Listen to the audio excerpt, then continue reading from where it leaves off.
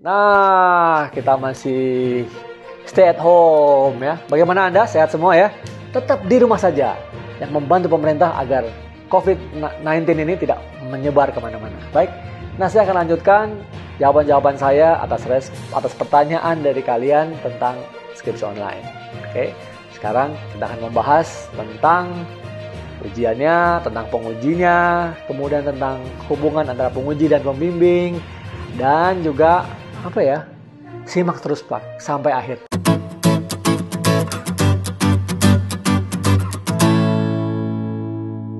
Nah, ada yang mengatakan ini, wah pengujinya ramah gitu ya.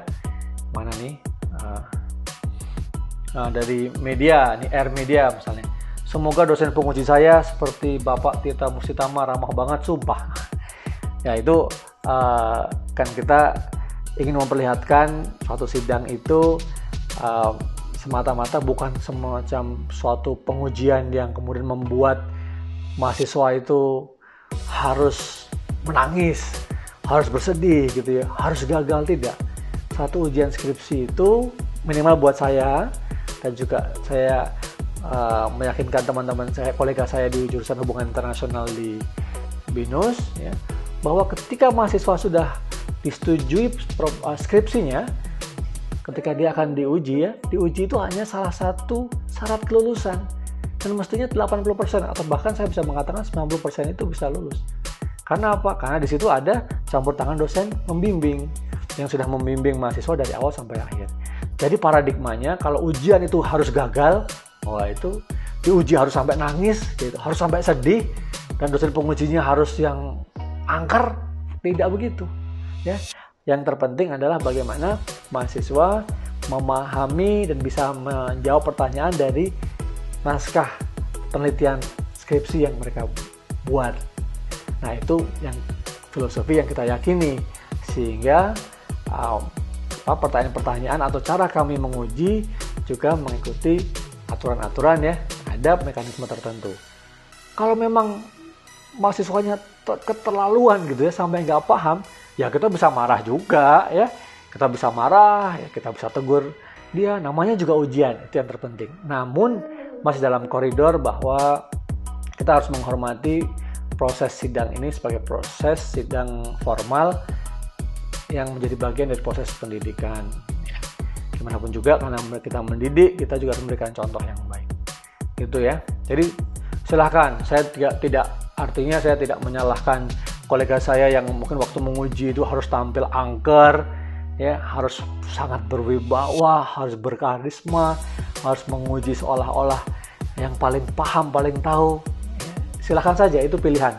Tapi saya dan mungkin sebagian dari teman-teman saya, kolega saya tidak memilih jalan seperti itu. Oke? Nah, yang penting kan sidangnya harus sukses, ya kan? Sebisa mungkin mahasiswanya juga harus lulus.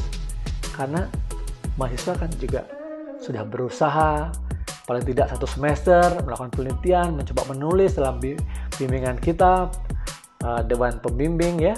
Kemudian mereka menyampaikan paparannya, dan ketika ujian sudah selesai, mereka pasti ditunggu oleh orang tuanya, oleh teman-temannya sebagai salah satu bentuk kesuksesan setelah mereka 3,5 tahun, 4 tahun, atau 5 tahun belajar di jurusan itu.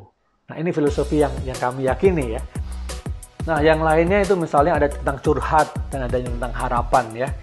Bagaimana melakukan bimbingan misalnya. Ini ada yang curhat ya. Ini sengaja nih saya nggak buka namanya. Kalau dibuka namanya saya nggak mau jadi masalah juga. Ya, Pak Tirta, dosen saya tidak kasih bimbingan. Apakah Bapak selalu memberikan bimbingan mahasiswa dengan media?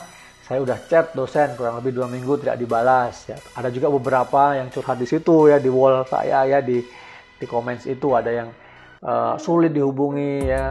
Nah, yang terpenting ini satu hal ya, bahwa sebagai mahasiswa itu harus berusaha untuk menjalin komunikasi yang baik dengan dosen. Kita pahami dosen ini kalau berkomunikasi maunya seperti apa, sampaikan. Ya, apakah memang mau dilakukan menggunakan media sosial, artinya dengan seperti WhatsApp, di telepon ya, kemudian di email, itu beliau ini mau apa tidak gitu. Pembimbing kalian itu tipe yang yang mungkin maunya ditemui di kampus, jam kerja, antara jam 9 sampai jam 5, di luar itu nggak mau. Nah, itu harus dipahami. Ya. Nah, kalau misalnya Anda merasa keberatan, yang penting adalah hak mahasiswa, kepentingan mahasiswa harus diutamakan. Nah, kalau misalnya itu mentok, Anda bisa bertanya kepada dosen yang lain atau menyampaikan kepada jurusan, ya, pimpinan jurusan, atau juga pimpinan fakultas. Ya. Itu. Kalau saya sendiri terbuka, saya bahkan membuat grup, ya, grup setiap semester. Itu pimpinan saya selalu membuat grup baru. Isinya adalah mahasiswa bimbingan saya, grup dalam WhatsApp grup ya. Ada apakah 5 orang, apakah 10 orang, atau 8 orang. Kemudian di situlah saya berkomunikasi dengan mereka. Saya sebelum terjadi peristiwa COVID-19 ini, kita secara reguler bertemu seminggu sekali ya. Progresnya disampaikan by email. Setelah itu ketika disepakati kita ketemu, ya saya slotkan waktu. Kalau tergantung jumlahnya, misalnya 8 atau 10 orang ya mungkin sampai dari 2 sampai 3 jam kita ketemu diskusi. Dalam seminggu sekali mereka melakukan progresnya, menyampaikan ada pertanyaan, sampaikan. Di situ saya memberikan arahan ya, bimbingan-bimbingan.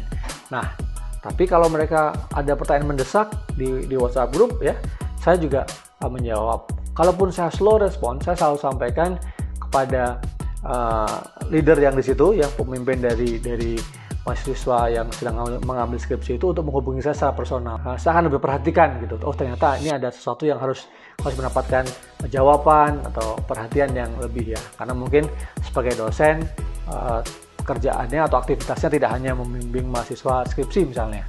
Ya, atau mungkin saya juga terlupakan karena schedule atau karena aktivitas yang lain. Nah, prinsipnya itu, pahami hubungan antara Anda atau kalian dengan para pemimpin dengan baik ya. Nah, ada juga yang harapannya ada sidang online ya. Mungkin ini di kampusnya nggak ada sidang online ya. Nala nih bilang, andai prodiku bisa begini ya, pasti udah banyak yang lulus dan nggak jadi beban pikiran. Sedih pas waktu lihat univ lain lebih fleksibel daripada univ aku. Moga aja bisa kayak gini. Menginspirasi sekali Pak, sukses terus, terima kasih. Sekali lagi, sidang online ini memang kebijakan dari kampus masing-masing. Walaupun dari Kemendikbud juga sudah sampaikan semua aktivitas dilakukan secara online.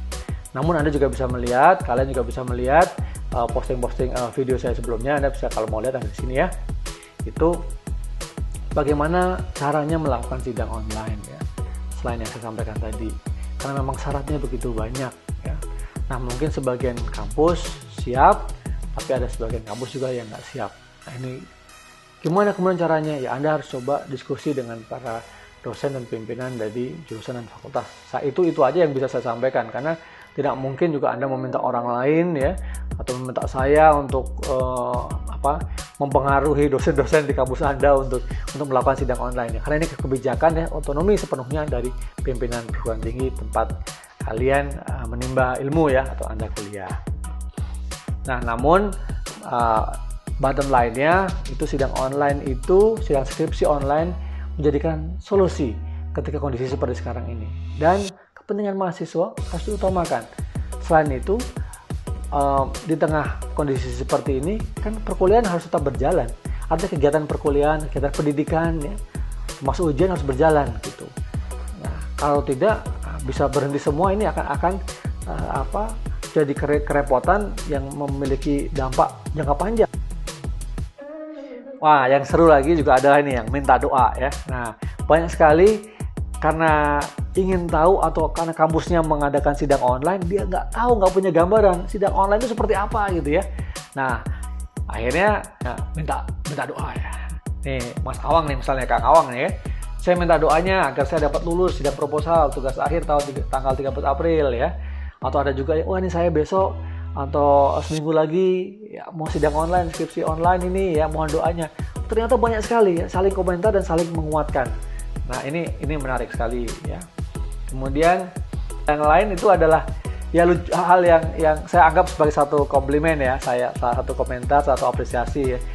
Lucu-lucu lah ya, dikomentarin misalnya ternyata ada dulu mahasiswa saya ya yang kemudian mengomentari video saya ini. Michelle nih misalnya. Wah, Mas Tirta, saya nonton video ini karena penasaran dengan judulnya. Ternyata ini video Mas Tirta toh ya, ketawa ya. Jadi flashback waktu saya sidang di Anggrek, di kampus Anggrek dulu di BINUS ya.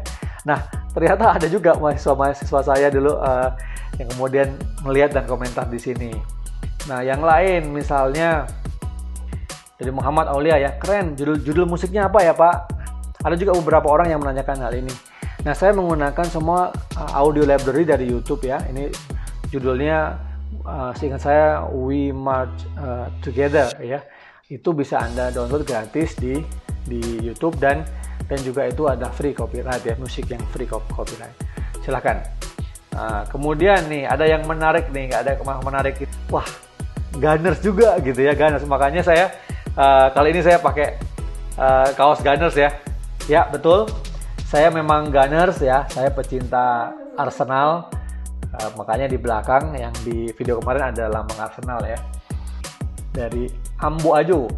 Gunners juga ternyata Bapak ini. Ya betul. Anda Gunners juga? Ya, gue Gunners ya. Yang lainnya ada nganggap misalnya ini lucu-lucuan saya anggap sih ya. Ini Aprilia. Masya Allah Bapak kekinian begitu. Aku langsung subscribe Pak. Wah ini penting ya. Subscribe penting. Alhamdulillah dapat referensi ujian skripsi online. Doakan saya bisa menyusul Pak. Amin. Ya Alhamdulillah ya. Jadi ini bisa memberikan manfaat. Ya, saya berusaha bersama dengan teman-teman. Saya juga sudah izin kepada kawan saya yang sedang memimpin sidang waktu itu, kemudian juga pada mahasiswanya, agar ketika ini akan saya angkat menjadi satu video yang bisa memberikan gambaran kepada teman-teman yang lain gitu. Baik, itu saja yang bisa saya sampaikan. Semoga bermanfaat ya sidang skripsi online ini. Saya mencoba merespon karena begitu banyak pertanyaan. Saya berpikir dengan adanya satu video ini bisa memberikan satu gambaran buat kalian tentang seperti apa sidang skripsi online itu. Nah, tentu juga ada yang pro, ada yang kontra, yaitu adalah kebijakan dari masing-masing universitas. Sukses buat Anda semua. Kalau Anda suka, ya kalian suka, jangan lupa ya like ya, subscribe, dan komentar dan share kepada teman-teman yang membutuhkan. Sukses buat kita semua, sukses buat Anda. Kalau ada pertanyaan jangan lupa, silahkan Anda tanya di komentar. Sampai ketemu lagi.